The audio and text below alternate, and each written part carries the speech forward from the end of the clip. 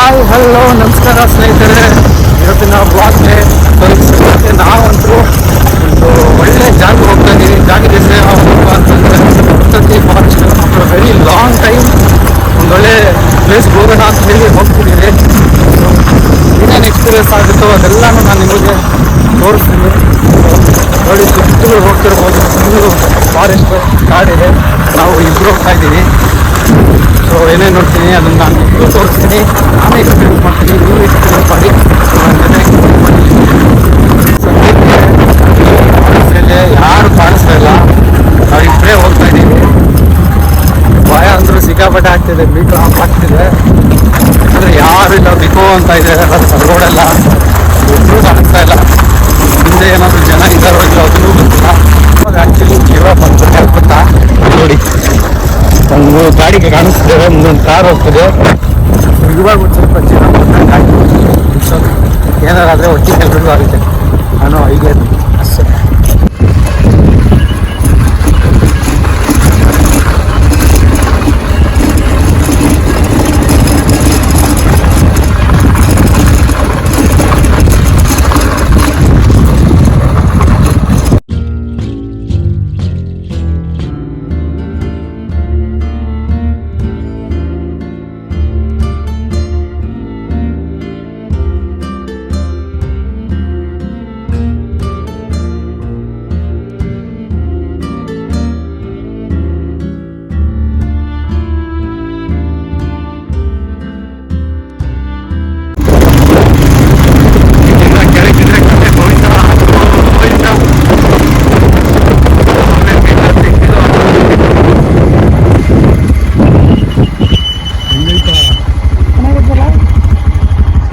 Metre of ಆಗ್ತಾ ಇದೆ. ನಿಜವಾಗಿ ಹೇಳಬೇಕಾದ್ರೆ ಆ ಥರ ಇದೆ ಇಲ್ಲಿ ಲೊಕೇಶನು.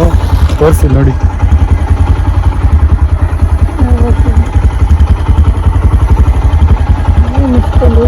ನದಿ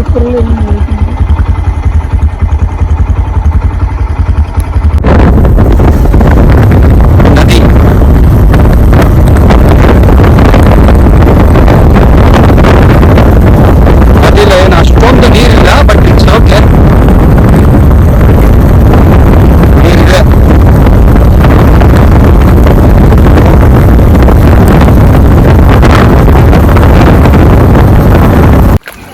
ಹರಿಯುವ ನೀರು ನಿಧಾನಕ್ಕೆ ಹೋಗ್ಬೇಕು. ಮಿಸ್ ಆದರೆ ಬೀಳೋದು ನಂತರ ಕನ್ಫರ್ಮು. ಚೆನ್ನಾಗಿದೆ. ನದಿ ದಾಟ್ಕೊಂಡು ಹೋಗ್ತಾ ಇದ್ದೀನಿ. ನಮ್ಮವ್ನು ನೋಡಿರ್ಲಿ, ಚಪ್ಪಲಿ ಕೈಯಲ್ಲಿ ಹಿಡ್ಕೊಂಡು ಹೋಗ್ತಾವನೆ.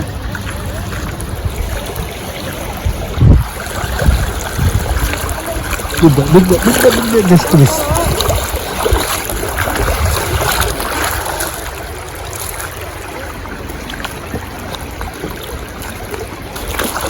ಅಲ್ಲ, ಒತ್ಕೊಂಡು ಹೋಗೋಕ್ಕೆ ಏನು ಸಿಗಲ್ಲ, ಇಟ್ಕೊಂಡು ಹೋಗೋಕ್ಕೂ ಏನು ಸಿಗಲ್ಲ. ಇರೋದು ಒಂದೇ ಬದುಕು. ಫೀಲ್ ಮಾಡಬೇಕು ಅಷ್ಟೇ, ಎಂಜಾಯ್ ಮಾಡಬೇಕು ಅಷ್ಟೇ. ನೀರು ಏನು ಹರಿತಿದೆಯಲ್ಲ, ಕಾಲು ಜಾರ್ತಾ ಇದೆ. Just miss ಬಿದ್ದೋಗ್ತಿದೆ.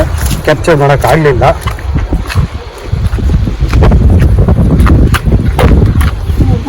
ಒಳ್ಳೆ ಜಾಗಕ್ಕೆ ಬಂದಿದ್ದೀವಿ.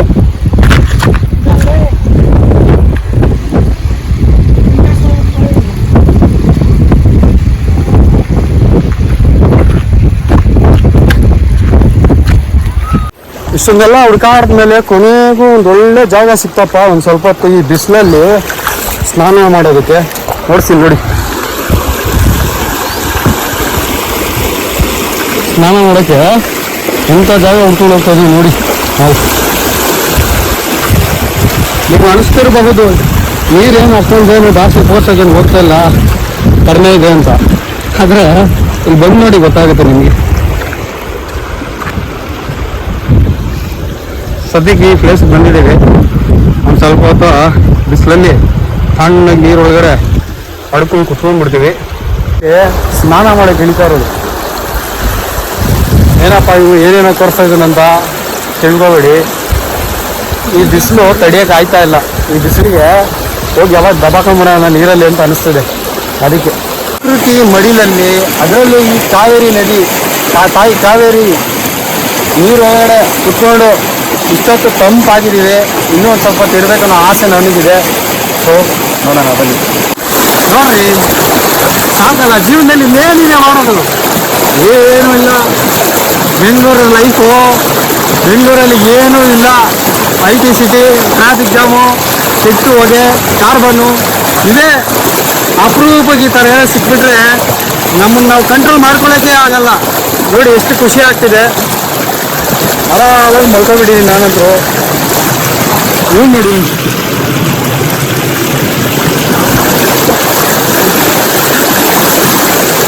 ಸದ್ಯಕ್ಕೆ ಸ್ನಾನ ಎಲ್ಲ ಮುಗಿದೋಗಿದೆ. ಆಲ್ಮೋಸ್ಟ್ 4 ಗಂಟೆ ಆಗಿದೆ. ಸೊ ಇಲ್ಲಿಂದ ಇವಾಗ ಸೀದಾ ಬೆಂಗಳೂರಿಗೆ ಹೋಗೋ ಟೈಮು.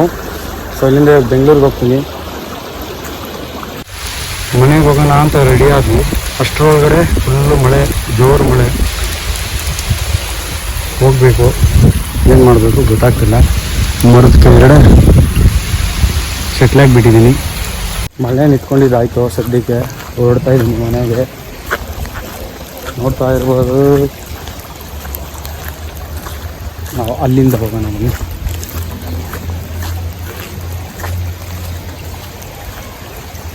ಹಾಕ್ಕೋಬೇಕಂದ್ರೆ ಒಂದು ಸ್ವಲ್ಪ ಪ್ಯಾಂಟ್ನೆಲ್ಲ ಮೇಲೆ ಕೇರಿಸ್ಕೋಬೇಕು, ಇಲ್ಲಾಂದರೆ ಪ್ಯಾಂಟ್ ಎಲ್ಲ ನೆಂದೋಗುತ್ತೆ.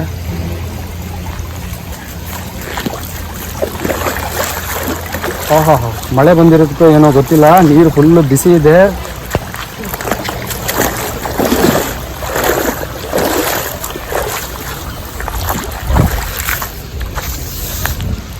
ಅದು ಮಸ್ತಾಗಿದೆ. ವಿಷಯ ಏನಪ್ಪ ಅಂದರೆ, ನಮ್ಮ ಹುಡುಗಂದು ಚಪ್ಪಲಿ ನದಿಯಲ್ಲಿ ಕೊಚ್ಕೊಂಡು ಹೊರ್ಟಾಯ್ತು. ಮಳೆ ಬರ್ತಾಯಿತ್ತಲ್ಲ, ನಾವು ಹರಿಬರಿ ಇಲ್ಲಿ ಸ್ವಲ್ಪ ಸ್ಪೀಡಾಗಿ ಬರೋಕ್ಕೆ ನೋಡಿದ್ವಿ. ಅದೇ ಟೈಮಲ್ಲಿ ಚಪ್ಪಲಿ ಕೊಚ್ಕೊಂಡು ಹೊರ್ಟಾಯ್ತು. ಒಂದು ನೋಡಿ, ಹೆಲ್ಮೆಟ್ ಹಾಕೊಂಡು ಹೋಗ್ತಾನೆ. ಏನೋ ಹೇಳೋ.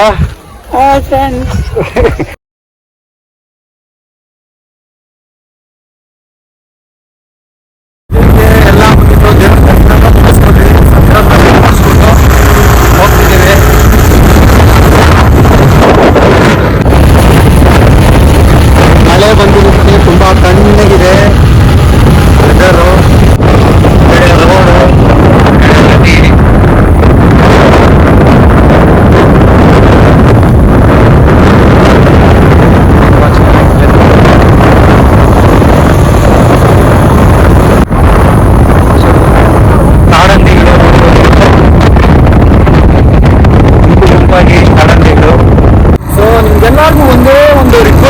ಏನಪ್ಪ ಅಂತಂದರೆ, ಇಂಥ ಜಾಗಕ್ಕೆ ಬಂದಾಗೆಲ್ಲ ನೀವು ದಯವಿಟ್ಟು ನಿಮ್ಮಲ್ಲಿ ಒಂದು ಸಣ್ಣ ರಿಕ್ವೆಸ್ಟು, ಯಾರು ಪ್ಲಾಸ್ಟಿಕ್ಗಳನ್ನ ಅಥವಾ ವಾಟರ್ ಬಾಟಲ್ಗಳನ್ನ ಬಿಸಾಕಬೇಡಿ. ರೋಡ್ ಸೈಡಲ್ಲಿ ಬಿಸಾಕೋದ್ರಿಂದ ಪ್ರಾಣಿಗಳಿಗೆ ತುಂಬಾ ತೊಂದರೆ ಆಗುತ್ತೆ. ಸೊ ದಯವಿಟ್ಟು ನಮ್ಮದು ಸಣ್ಣ ರಿಕ್ವೆಸ್ಟ್. ಸೊ ಯಾರು ಪ್ಲಾಸ್ಟಿಕ್ ಬಾಟಲ್ಗಳಾಗ್ಬೋದು, ಇಲ್ಲ ಪ್ಲಾಸ್ಟಿಕ್ ಕವರ್ಗಳಾಗ್ಬೋದು, ಇಲ್ಲ ಮತ್ತೊಂದು ವೇಸ್ಟೇಜ್ಗಳನ್ನೆಲ್ಲ ಎತ್ಕೊಂಡ್ಬಂದು ಇಲ್ಲಿ ಹಾಕಬೇಡಿ ದಯವಿಟ್ಟು. ಸೊ ಪ್ಲೀಸ್ ಇದೊಂದು ಸಣ್ಣ ರಿಕ್ವೆಸ್ಟ್. ನಿಮಗೆ ಒಂದು ಅದ್ಭುತ ತೋರಿಸ್ತೀನಿ ನೋಡಿ. ಇವಾಗ ನೋಡಿ, ಜಿಂಕೆಗಳು ಕಾಣಿಸ್ತಿದ್ದಾವೆ. ಈ ಕಡೆ ಜಿಂಕೆಗಳಿದ್ದಾವೆ, ಮೇಲೆ ಕೋತಿ, ಕೆಳಗಡೆ ಕಾಡಂದಿ. ಇದೇ ರೀ ಸ್ವರ್ಗ. ಸ್ವರ್ಗ ಎಲ್ಲಿದೆ ಅಂತ ಹುಡುಕ್ತಿರಲ್ಲ, ಇಲ್ಲಿದೆ ನೋಡಿ.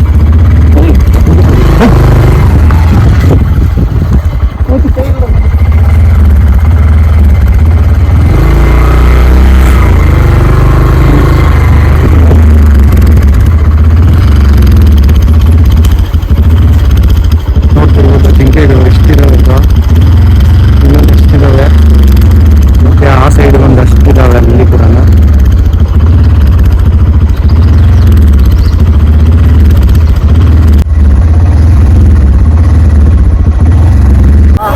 ತುಂಬಾನೇ ಚಿಲ್ಲ ಅನಿಸ್ತದೆ. ಯಾಕಂದ್ರೆ ಈ ಕಾಡೊಳಗಡೆ ಬಂದಮೇಲೆ ಒಂದು ಬೇರೆನೇ ಪ್ರಪಂಚ ಸಿಕ್ತಿದೆ ನಮಗೆ.